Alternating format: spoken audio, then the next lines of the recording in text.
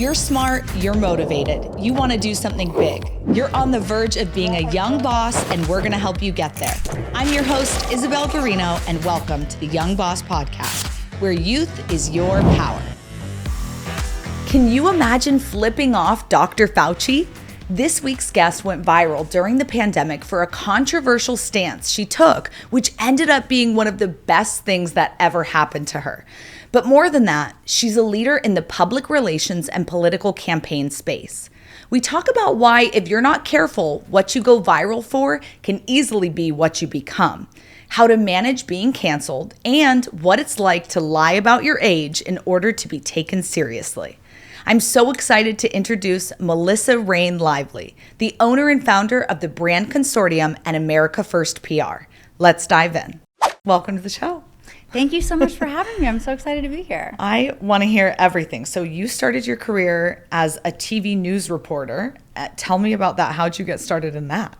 Wild story. So I was going to ASU and studying in the broadcast journalism program. Mm-hmm. And part of being in the program is you had to get an internship somewhere, that would add experience to your degree. And my degree was in broadcasting. Actually, the job that I wanted when I went to college was I wanted to be Julianna Rancik. And this is like in the early 2000s. Yes, when it was she was the rage. It was all about red carpet reporting, and we thought at the time that actually in the future people would actually walk down a runway and listen to what they have to say about the clothes that they were wearing, and people would care about that. Fast forward, no one does, right? Like if you see something and it's like influencer culture, whatever, you click on it, you buy it. Nobody watches TV like that. It doesn't exist anymore, right? No. So dodge the bullet, I guess, on that career track. But when I was at ASU, there was a bulletin board in the hallway that had all kinds of different things. I applied for all of them. Okay. And I got a call back from one, and it was weird. It didn't really say what it was for. But it said on-camera experience, and I'm like, ooh, this can go one of two ways, and one of them is not good. So when I came back for the interview, and it was like a real thing, and I read, from a teleprompter, and it was serious. It was like reading news and stuff, and I was like, okay, I could do this. Yeah. So I got called back to that interview, the same interview, and it was not in anywhere identifying. It was like a nondescript, office building with a camera. You didn't know I didn't know what it was. I didn't know what it was for. Okay. And I came back 8 times, 8 times for this job. And the only reason why I really wanted it, because it was something like $50 an hour cash pay. I was like, I'm in. And not all the internships were paid, so that was a bonus. But so I came back 8th time, and I walk into the room. And I see, sitting there at the desk is a very well-known local media personality. And I'm like, what is going on here? So they had me read with him. And I was like, oh, wait, what is this? And then that's when they told me, they were like, we're having you read with this person because the job is for a new weekend entertainment show that he is going to be hosting and you would be co-hosting. And we want to offer you the job. And I was like, what? So first of all, I was 19, maybe 19 at the time. Wow. So, and one of the things, when I was growing up in high school, one of the compliments I always got from people, which I'm not sure if it was a compliment, but to me it was a compliment, is that people would always say, you have newscaster hair.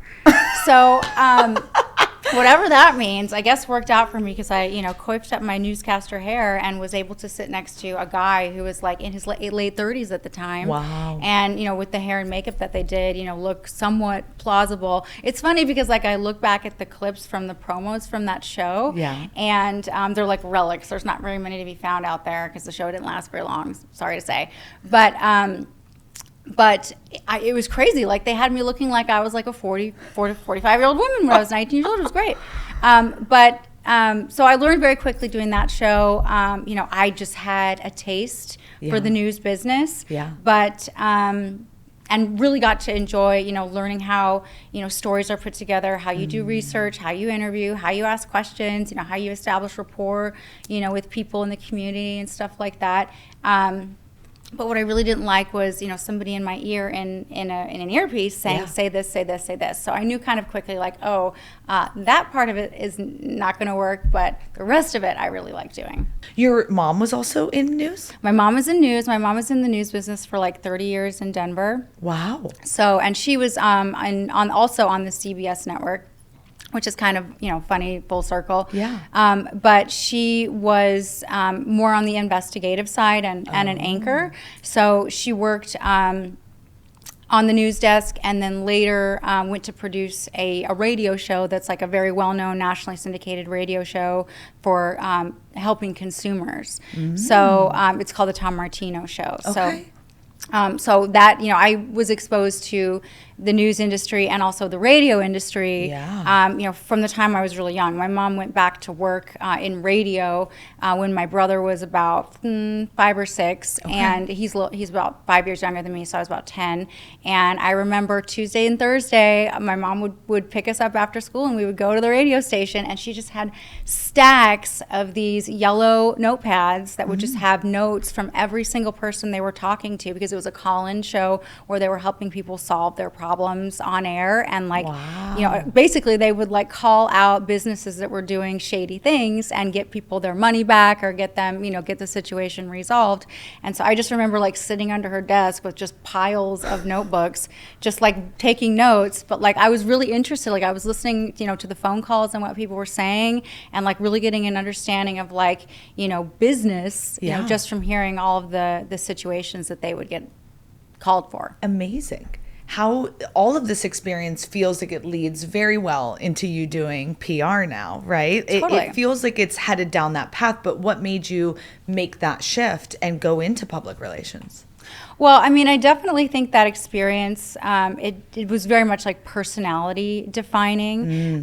So I was just, very interested in the type of stuff. And we were exposed to it a lot too. Like I remember, I'm definitely one of those kids that grew up with Rush Limbaugh on in the car, and all kinds of stuff. Just like talk radio was like a really big constant, in like the early 90s in my family. And so on the PR side, I realized, and keep in mind, when I got that job working at CBS, I was still going to school. Okay. So, and I'll never forget, I got to this one class, I think it was like a 401 level class for public relations. You had to take one public relations class or something like that for this degree. And I'll never forget, this was also like a turning point in my career, and like just that light bulb moment. And some people might be like, oh, okay, this like, hard and fast, like real like news people like, poo-poo on this. But puts up a slide on the screen on the first day of class and says, so you want to be in the news business? Because almost everybody in the class was not a public relations major. They were a broadcasting major or a journalism major. They put up all of the annual salaries that you will make in the first year you work in that industry and the last year, or your senior level working in that industry. And I remember it was something like, news reporter, and of course when you get a first job out of school, it's in like, Iowa, the teeny tiniest little TV station, where, you're lucky to even get a job working on camera there, which is crazy because I got, at the time, Phoenix was a top 12 market. Yeah. And so they put up the screen and it's like, here's what you'll make, blah, blah, blah. And at the bottom was public relations. And I'm crunching these numbers. I'm like, $14,000 to start in news. Like, what are you talking about? Like, what? And so then I get to the bottom and it's like public relations. You'll start at like $65,000. And then the bottom on what you could actually make if you're successful, there was no end point. And I'm like, that's the one. That's the one. Okay. So then I got this idea, again, still in school, and like I've always been working, I've always been doing something. That guy I was dating at the time, who is now my husband, was working in commercial real estate. And he had all of these cool little businesses that he was getting, set up into retail locations, like restaurants, boutiques, spas, stuff like that. And I was like, hey, I don't know a whole lot about marketing, but, I just came from working at a TV station. So, and I know, they're looking for stories and, cool businesses that they can put on TV. I'm still doing some of that stuff, here and there intermittently. I think I could probably help those guys get on TV where I just came from. So why don't you introduce me to them? They'll pay me a little bit of money every month, and I'll help them with their marketing. They are brand new businesses. They probably don't have a much budget, but I don't have that much experience. So give me a shot. Yeah. And he did. He introduced me to a few little businesses. Nothing crazy, like literally like a nightclub, a boutique, a restaurant. Stuff like that. And before I knew it, I had a few little clients. And I was like, oh, okay. Well, this is a little business then. Yeah. So you never officially worked for another PR company. You just got in naturally, started your own. Right. So that was my first company. It was called, and this is like so embarrassing because it's like such a cheesy name, but like when I look back at like the logo I designed, it was called Panache Marketing and Events. Oh, that was the other thing too. Like I was helping throw events at the businesses. So like if you were like a boutique, we were doing like a fashion show in the boutique. Like it was a different time. Right? Yeah. So I started this little, business, and but very quickly I had all these clients. I had like 10 or more clients, and I was like, I'm doing okay at this, but like I don't really know what I am doing. Like I don't have, the relationships. And as you get going, like, you're only good as, your last deal, So I realized very quickly, I needed some more, experience to really be able to deliver, what I wanted to clients. And I knew of other PR firms in town. So what I did was I basically started going around to the PR firms that I wanted to work for. And I said, hey, I do not have a lot of experience. I've been doing this on my own, and I'm still in school, or about to graduate. And I will bring all of these clients that I have to your firm. You give me a job, and you give me a job with a good title. Yeah. And I'll learn from you, and I'll make you a lot of money, and we'll go and do great things together. Did anyone take you up on it? I had every door in town basically get laughed out of their office. No. Until one, which was actually the firm that I really wanted to work for. Okay. At the end. And it was because, and keep in mind, again, this is the early 2000s in Phoenix, Arizona, and nobody was doing PR the way that I wanted to do PR and the way that I do PR now, still to this day. I just don't think anybody really does it this way, except for this one firm. And it was because they were from LA. Okay. And they understood how the newsmaker approach, in that if you want ink, you want press, you want publicity, you can't just wait around, and wait for something to happen and then go tell the media and hope that they also think that that's newsworthy. Right. You have to set things in motion that will create newsworthy opportunities and newsworthy events. So they were very big on stunts and doing things that were kind of crazy and like a little bit out of the box, but it also got, just mind-blowingly awesome press. And I was like, I get what they're doing. Yeah. I want to go work for them. Wow. So that was the one firm that said, okay, bring us your clients. We're going to put you in a business development role so you can bring us more clients. Okay. And then, you'll be a junior publicist and learn, from people that, I still have great relationships with today, that really taught me everything I know about PR. And this is back when, you would sit there literally with a list of phone numbers, and you would call people and say, hey, can I pitch you this story? And if you could not get the words out in 20 seconds or less and make it worth their while, you were getting hung up on. Wow. So that was the type of stuff that like made me, very resilient in my approach. And rejection therapy. Yeah. And it's like, now it's kind of unfortunate because you can send out 1 million pitches and, you'll get 2 responses, and now nobody ever has to even, respond. Talk to. They just delete. Like it's very different now. So you've had quite the journey, and being able to see PR go from a lot more of media and TV to now it's very social. Everyone's trying to go viral on social, and that's what's going on. How did that transition impact the PR industry? Well, I'm not that old, so I want to say that. I mean, I definitely. You are young. You are here on Young Boss. Oh, thank God! Thank God that's the name of this podcast. No, just kidding.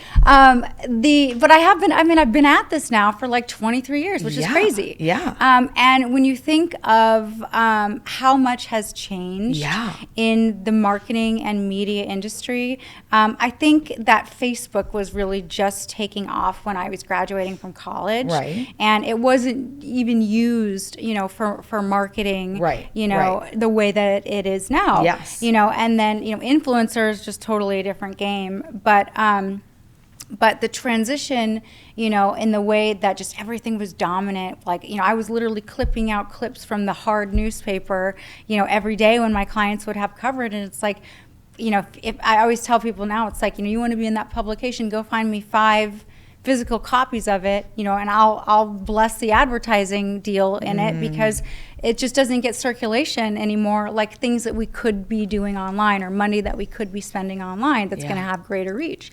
So, now I personally think that, the quest for virality has gotten like crazy out of control, and I think that the trend is shifting actually back to being more substantive than just trying to continually go viral, because once you've gone viral a couple times, you realize that you just have to keep upping the ante. And like when you keep upping the ante, you destroy your credibility. And I think a lot of what for certain industries, like if you want to be a clown online, go ahead. I guess the appetite for that is clearly endless, But if you want to pull a stunt and actually be able to monetize it or do something with it, that's valuable, that requires a lot more strategy and a lot more expertise, and not everybody knows how to do that.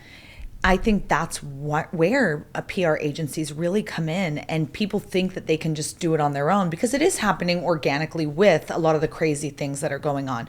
But to have a business that doesn't just want, to go viral once or twice and become that you're the thing of the moment, right? Like that's what everyone's aiming for. Oh, I want to be the thing of the moment. Do you?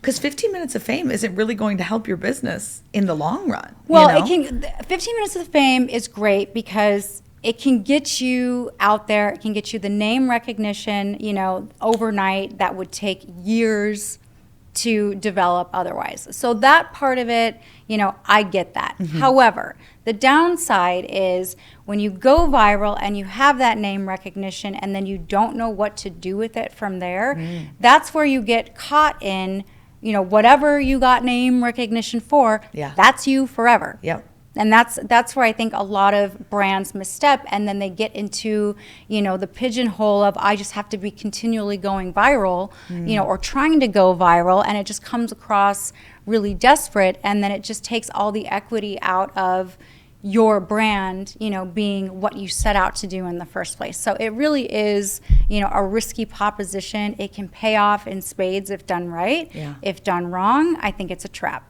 Yeah.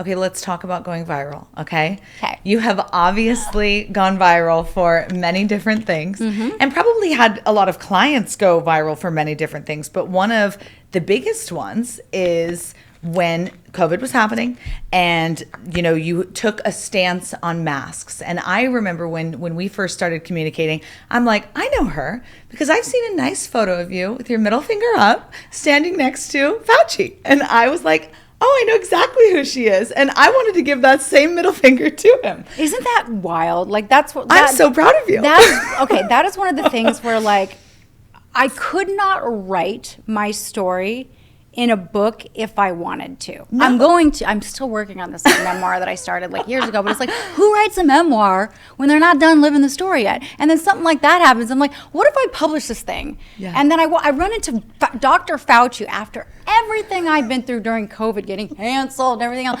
and then have that, and that didn't make the book. I mean, I guess that's where you write a second book, but neither here nor there.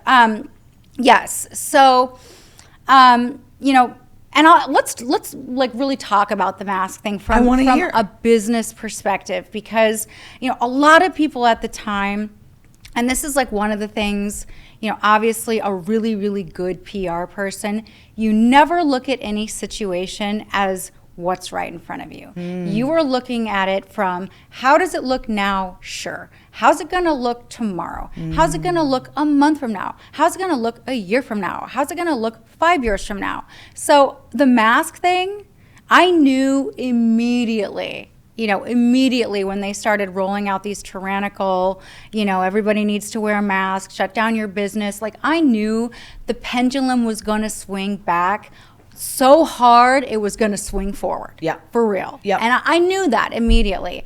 And so when I started pulling these shenanigans online, like, you know, getting like increasingly more unhinged, you know, I knew I was increasing my audience. I knew everybody was looking at my stuff. I knew everybody was saying, oh my God, you know, what's going on with Melissa? She's being very weird. Like, I knew that. Like, I knew that was going to be what was going to happen. And, you know, I played that up. Yeah. You know, and to be fair, did it get a little bit out of control? You know, and that is one of the things, you know, like in this sort of experiment that I did, you know, I can see how easy it is to get, you know, pulled in a direction and basically being egged on by the internet. Yeah. Because you're so drunk on the views and the engagement and the followers. And like, I had like, you know, I've been through like 3 Instagram accounts now because, believe it or not, I have things to say that are controversial that I, you know,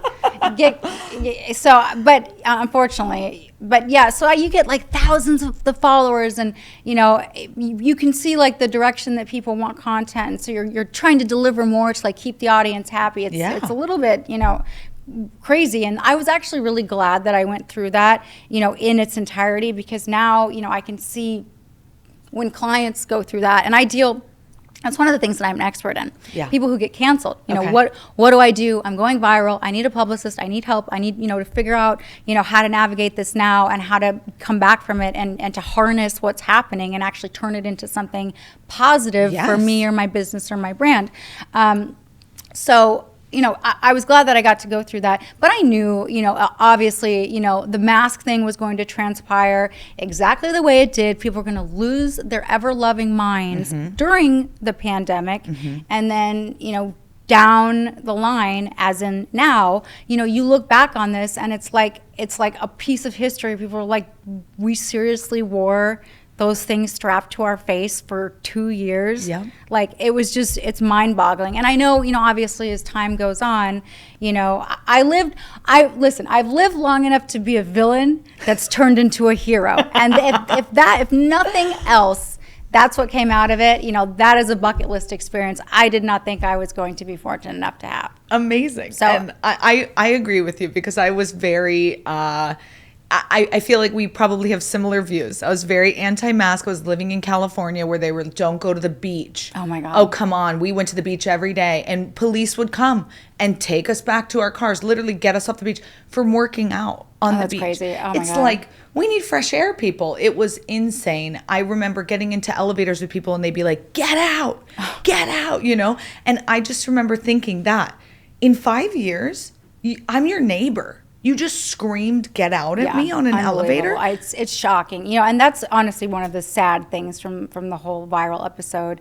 You know, a lot of what had happened during COVID, like, there's people who I had relationships with for 20 years. Gone. You know, professionally, personally, somebody, you know, I was like, I had lunch with 2 weeks before COVID started, had the greatest time, you know, whatever. Yeah.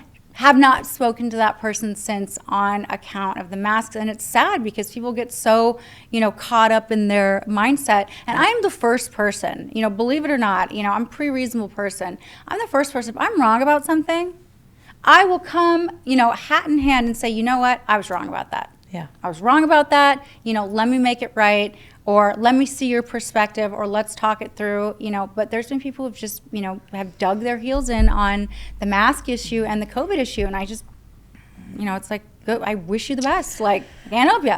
Okay, so you have been through it yourself to prove a point and to really see what can happen. You can now help companies when they're going through whatever type of cancellation it is, because we live in a very big cancel culture, as everybody says.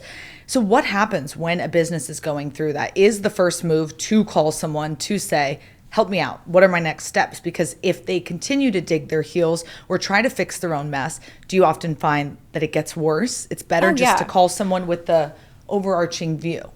I mean, I get two types of calls on the crisis issues, and I would consider, going viral, a big crisis issue that companies face all the time. It could be good or bad. Companies, individuals, politicians, CEOs. You say something out of pocket, on social media, or something gets dug up from 10 years ago that you now have to speak about.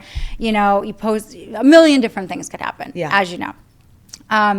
And so I get two types of calls. The first one being, somebody who's in the thick of it and they're like, uh-oh, this is bad. This is getting out of control. I need to put a stop to this. I need to stop the bleeding.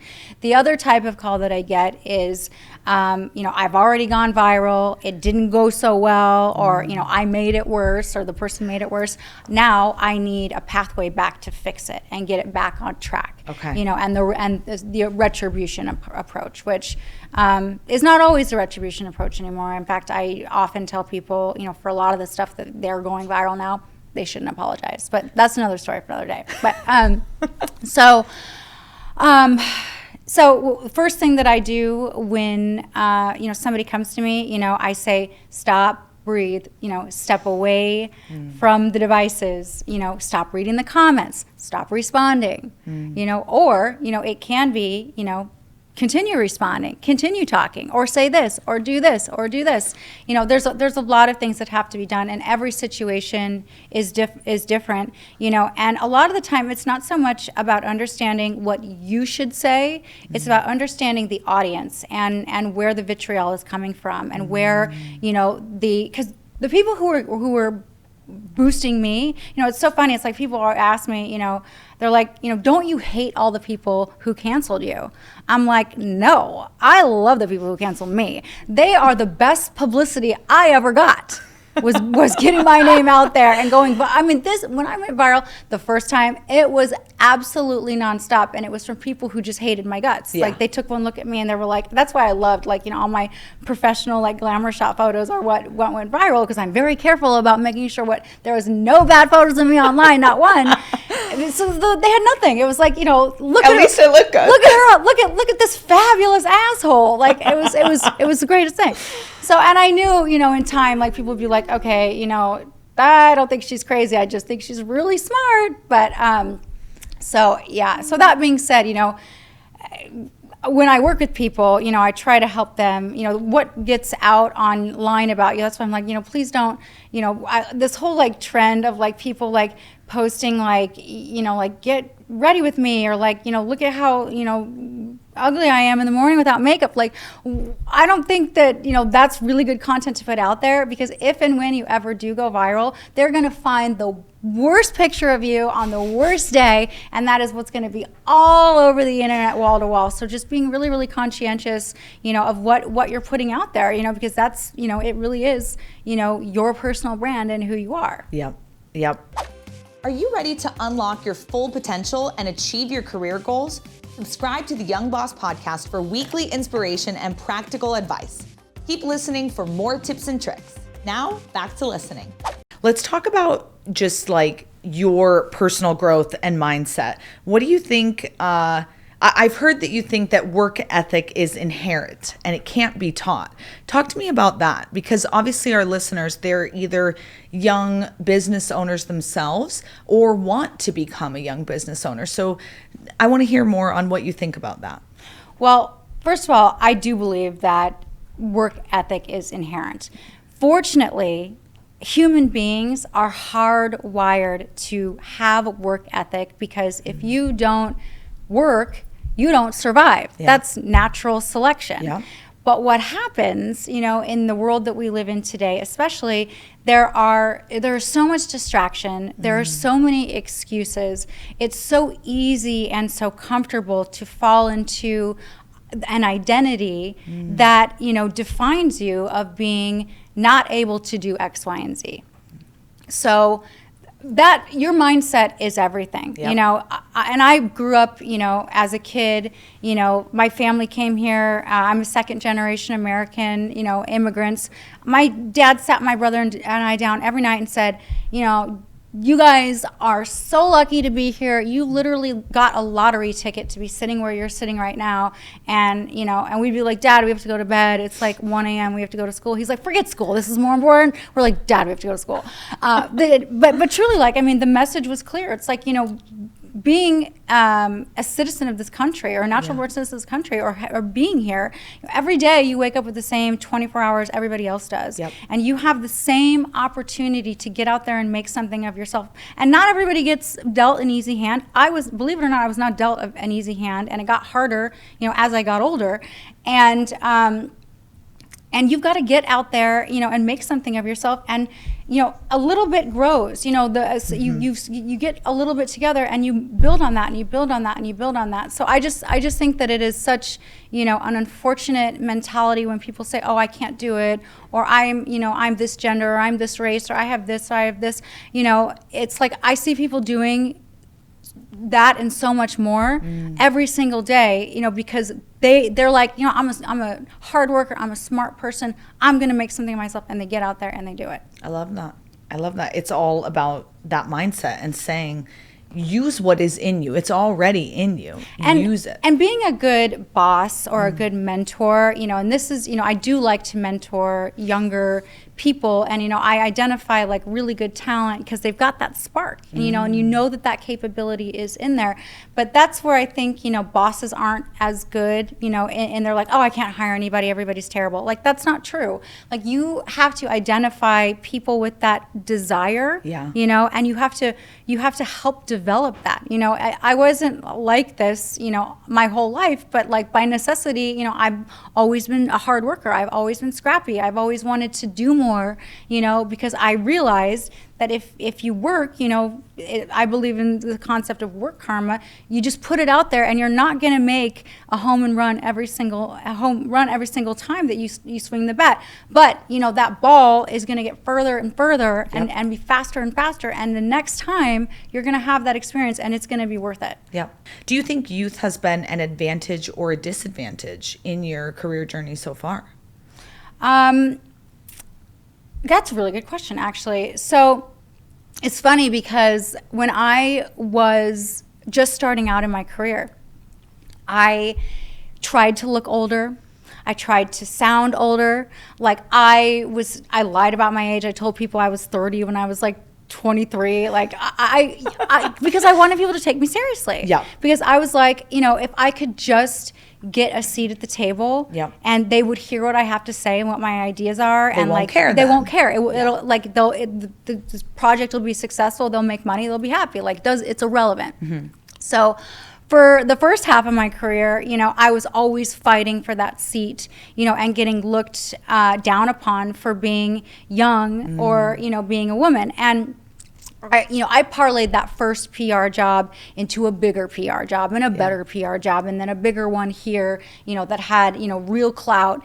And being in those rooms, and like, you know, I'll never forget when I was 23 years old, and I was, you know, in a very high level meeting with government officials at a company I was working for, was doing consulting work.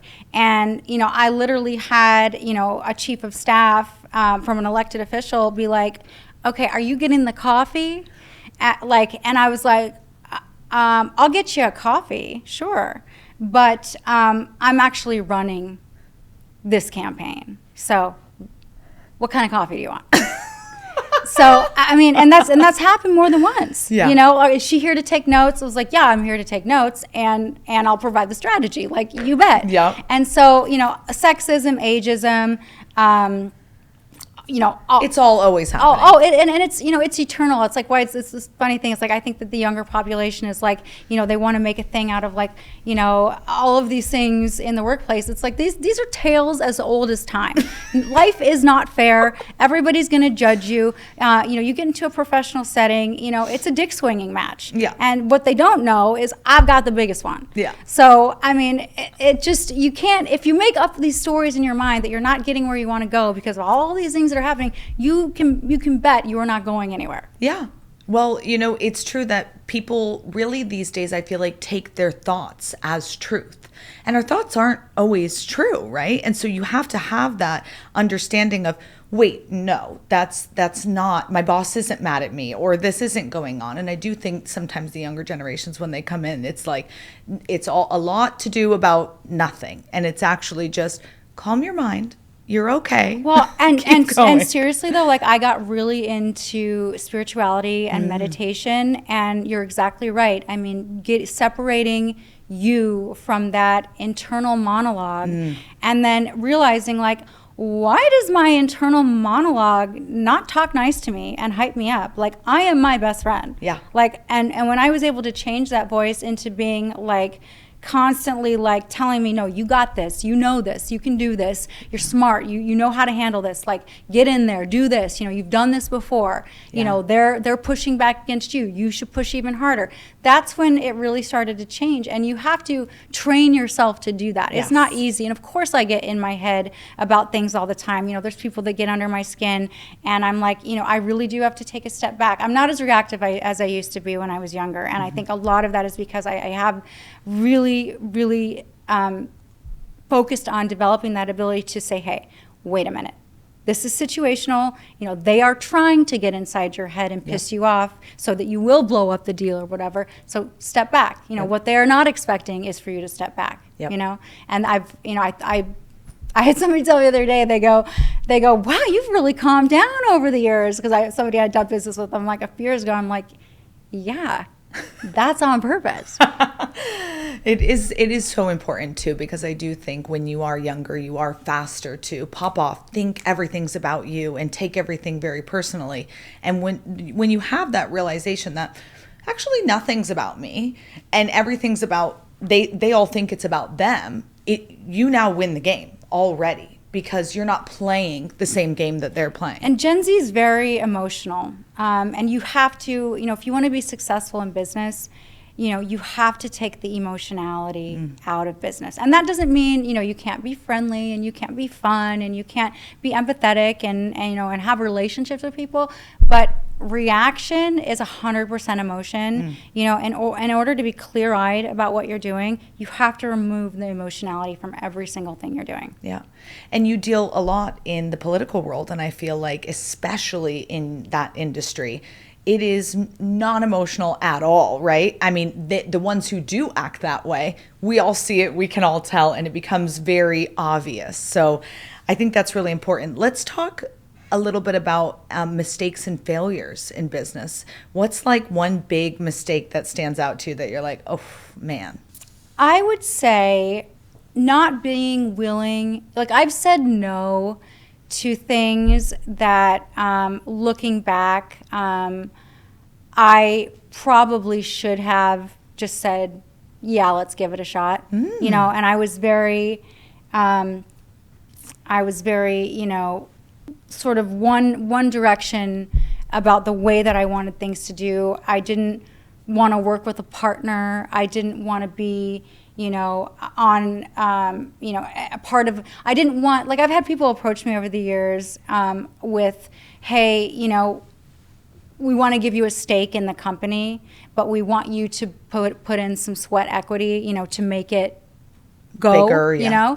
And I've always been like, no, you're going to pay me my fee, and we can talk about stock options once we get to this point. And that's been a good strategy, because I'm not going to spin my wheels for nothing. I did a lot of that work when I was younger. I've put in the sweat equity, and there's relationship issues with that just like, I wasn't there for. But there have been a few times where I've just been really firm about that policy as a general rule and walked away from some cool opportunities, that I could have had ownership in, things that did turn out to be successful. Okay. In the startup space, in the tech space.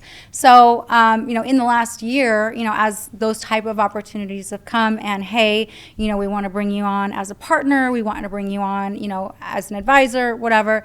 I've been a lot more willing to entertain those type of things because I also feel like I have a lot more wisdom to share, and a lot more expertise to share. And I really could, when I see an opportunity, I'm like, I really could help them. Yeah. And I want to help them. Yeah. And I don't necessarily need, the fees. Okay. Right this second. I'm willing to do, not saying I'm willing to do it for free, but I'm a lot more interested, in partnering and collaborating on things when in the past I was like, no. And it served me well, but, there's always those things where I'm like, damn, I should have done that. Yeah. Okay. I love it. Let's do some quick fire questions. Okay. What's one book every entrepreneur should read? Art of the Deal by Donald Trump. That's a good one. Who's your biggest role model? There are so many people that I admire. I just think that, when I'm a fan of somebody, I'm a big fan of them, and I'm very loyal and I'll support them. I mean, I have a client actually, and I'm not going to say, oh, it's like some famous person. I have a client who, over getting to know her over the last year and a half that we've worked together, this is a person who has inspired me so much because she's been through an unbelievable amount of challenges in her whole life. I mean, and she has just been resilient, and just so focused on developing this brand and this company. And she wants to basically fight the toxic home product and personal care industry. And that is like a beast that you want to fight. You better be ready. You better be ready for legal fights, personal attacks. I mean, just spiritual attacks, everything. Yeah. I mean, and there's some political stuff involved with it. So, and she has just, been so resilient on every single issue, and it's not been easy. And just being just a quiet, happy warrior, that really has inspired me a lot. Just being a mom and a normal person who just is taking it from all sides and, is better for it. I love that. So. Okay, what aspect of your business brings you the most joy? The most joy from my business is helping people tell their stories and telling stories that are important, that make a difference, and inspire other people. And I'm not talking about necessarily, just, feel good stories. I'm talking about changing hearts and minds, and influencing topics that are important. That especially as I've gotten involved in the political world, right. I think people have been very scared, to stand their ground on the things that they believe in. Yeah. And, I have really tried to demonstrate through all the things that I've done, even though we laugh about it and the viral antics and Dr. Fauci and everything, I have been very committed to standing my ground on the issues that I believe in. Yeah. And whether or not you agree with me on all of them, and I hope you don't, I always invite, civil discourse and civil debate, and I'm always open to seeing other people's perspective. So that's really important to me, being able to inspire other people to also stand their ground, and stick to their morals and what they know is right, and on things that you would think, is stupid, like these culture war type of issues. They really, there is something to them, and a lot of the time you see like the politicians approach them in ways that it's just like, okay, this is a complete distraction. Don't do that. Like, just don't. Be serious and like talk about it in an educated way and come prepared, with facts. That's the thing. It's like, for me, you can debate me all day long, but I will always stand on business and I will always stand on facts, and the emotionality does not drive it. Right. And, helping people be able to do that, and have some, justice with their approach, I think that's been worthwhile to see. No. Absolutely. It's got to bring you a lot of of joy being able to see that and see someone stand their ground, because it is true. I think so many people are living in fear right now. So many people feel a type of way, but they say, oh, I'm not going to say anything. I can't repost that. I can't like that. I can't share that, because what if someone finds out how I think or move or whatever? And it's almost the exact opposite sometimes that well, and I needs to really happen. want to say this is really important about that, about that specifically. So I started my second company in 2022, America First PR, which, and I don't know if you were going to ask me about this or not, but I wanted to bring this up because this is important. I had lunch with somebody this week, and I really wanted to mention this. Yeah. One of the things that when I started that company, I said, my other company was lifestyle, real estate, tourism, hotels, everything. It was fun. It was like the fun PR. Yeah. When I great at that, throwing parties, loved it, still love it, still do a ton of business in that side. But when I started this other company, I said, people know who I am. They know what I stand for, they know what I'm about. Mm-hmm. So it would be dishonest of me to come back, after the whole viral episode and say, I don't believe those things anymore. I'm not this anymore. Just so I could continue to do business with certain people. Yep. So I've been, very open about the fact that I only want to work with people who share my mindset, my values, my goals. And a lot of people came to me and they said, that's crazy. You're cutting off half the world, 50% of your client base. Right. Like, why would you do that? Like, aren't you worried about that? And I was like, first of all, there is one of me. Yeah. And basic economics and business 101 is, if there is one of me and I now have a greater market share of 50% of the audience, guess what happens to my rates? They go up. Mm-hmm. Demand, supply, right? Yeah. They go up. Yep. I can charge more for what I do, and I get to work with the people that I really want to work with, and I know I'm going to have a good working relationship with, because our value system is the same. Yeah. And I noticed that, obviously, from working for 20 years with people who did not share the same value system as me. It was never going to be a good relationship in the first place. Nope. Like, we could do good, for surface level work together, but when, the going got tough, it was not going to work. Yeah. So taking that information and just boiling that down to doubling down and being authentic, and the right customers and the right audience and the right people will find you, and you will be better for it, and your business will be better for it.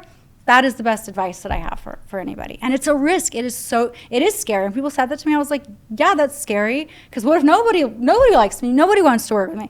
It's possible, but that's not what happened. No, double down on who you are. People will come to the authenticity of it, and they'll know that you get it because you actually believe in what they believe in, versus someone on the opposite side where they're like, this girl doesn't even understand the way I feel about it. Now you're getting people who are in alignment with you, so it's easier for you to fight for them, and you probably feel even more impassioned about fighting for them and helping their brands.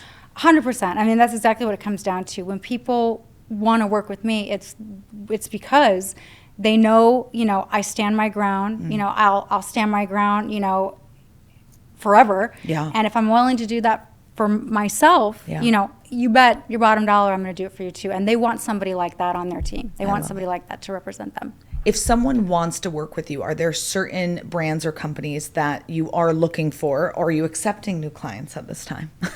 I am accepting new clients at this time. Obviously can't accept all of them. And, I get approached with really interesting, things that are all over the place. And I mean, the more exciting and complex, the better. I'm at the point in my career, I really love, problem solving, different types of things. On the America First PR side, I take, really any business or brand, that's founded in the American dream. So, stuff from, made in America products, to political campaigns, consulting on issues, really anything within that realm, and then of course on the brand consortium side, we do a ton of real estate, we do a ton of development, hotels, corporate PR, stuff like that. So I mean, whatever you want to throw at me, if you want, a bulldog on your team, with the chops and to prove it, bring it to me and we'll talk. There's not really things that I say no to unless, it goes against the cardinal rule, which is it's not something that I resonate and I stand for. I want to do one final question for you. There's two, seemingly famous PR gals. We've got Samantha from Sex and the City, and we have the new age PR popular girl, which is Emily in Paris. Are you a Samantha or an Emily? Ooh, that is such a good question because when I was growing up in PR and coming up in the PR industry, everybody wanted to be a Samantha. Yes. And that was like why it made it so hard to hire, because I would get these adorable little sorority girls that would come into my office and they would want a job and they'd be like, okay, when do we start throwing parties? I'm like, you will be filing and writing. This is not the job. Like for real, like I spend time researching, writing, copy editing. I mean, like it isn't 90% of what I do that you don't see is not sexy. Not sexy, not the glamorous stuff. But I mean, there is some reality to it. I mean, through my career, I did have a lot of Samantha fun PR, and same thing with Emily in Paris. I worked in the fashion industry. I used to run Fashion Week in Arizona. I've done London Fashion Week. I've done New York Fashion Week. So, I mean, a lot of what you see, I think of Emily in Paris. One thing that obviously I love both of them, and but Emily in Paris, I think one observation is like how they're pitching clients all the time, and like what goes into like what they need to do in order to impress a client. That is very real. I mean, we've done a lot of stuff like they've done over the years of I can put together this whole proposal for you, but let me show you. Like, let me actually demonstrate for you what we do, and then you'll give me the job. So that is one thing I do like about that show. And of course, I haven't started watching the season yet, but I'm obsessed. And the fashion is off the charts, of course. It is. They're both so great, and I feel like they do probably make so many young girls say, that's exactly what I want to go to school for, because I get to be fabulous and throw parties and have fun, and it is probably not all of that. So a lot of copywriting, a lot of editing, a lot of thankless work. That's the other thing about PR that has hardened me a little bit, is when you nail it and you knock it out of the park, usually the response you get from the client is, good, that's what we pay you for. What's next? So there is nobody fawning over you, even though it was so hard and it took forever and you got it done. It was a nightmare. The reporter hated you. Like, thank you, next, literally. Oh my God. Okay, if people want to follow you or hear more about your companies, where do they find you? Find me on Instagram, at Melissa R. Lively, at America First PR, at the Brand Consortium. I'm all over all the socials, and AmericaFirstPublicRelations.com and thebrandconsortium.com. And I am also launching, I just signed a deal this week for a partnership on a new company that I can't talk about quite yet, but that'll be very exciting, and you will be hearing my voice a lot more, which may lead to my next viral incident, but we'll see. I love it. Well, I am so happy to have had you here, so thank you so much for coming to the show. Thank you for having me. This was so much fun. Thanks for listening to another episode of Young Boss with your host, Isabel Guarino. Be sure to like, share, and follow on Instagram and TikTok, and subscribe wherever you get your podcasts, and let us know, are you a Samantha, an Emily, or a Melissa? We'll see you next time.